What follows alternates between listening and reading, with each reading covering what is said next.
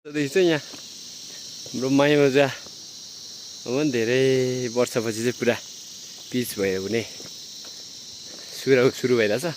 काम भएको लगभग 1 महिनाको रल्तर भइसक्यो, तर अस्ति भारी वर्ष अविरल वर्षाले गर्दा रोकी फेरि काम सुरु भइरहेछ। अबको 2 वर्षमा चाहिँ यहाँ माइमजुवा सन्तपुरदेखि इलाम झापा जहाँसम्म तपाईँ पिचमा स्कुटी या अटो जे लिएर पनि आउन सक्नुहुन्छ। वेट गर्नुहोस् है त। तर यहाँ अलिकति दुःख लाग्दै यहाँको त्यति धेरै मेहनत गरेर बनाएको एउटा पक्की पुल चाहिँ पोहोर असोज 12 गतिको बाढीले तल अलिकति तल बगाएर लगेछ। बोकेर लगेछ। अब त्यसको लागि चाहिँ के गर्नुपर्ने, कति गाह्रो।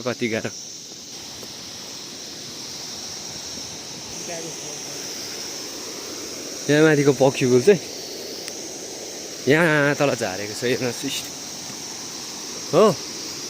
अनि त्यो 12 गतिको बाढीले यस्तो बिजोग बनायो कि कति गाह्रो। अझ हेर वैकल्पिकबाट धेरै ठाउँ खोलिरहेको छ आज पनि।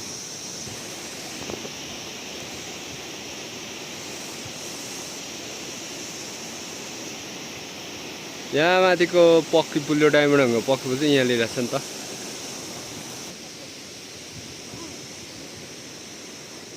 ल बिस्तारै ल। यो चाहिँ ब्रिटिसले बनाइदिएको पुल अहिलेसम्म धेरैसम्म खपिरहेको छ। यहाँ त नेपाली ठेक्राहरूले बनाएको पुल यहाँ बोकी झारिरहेको छ।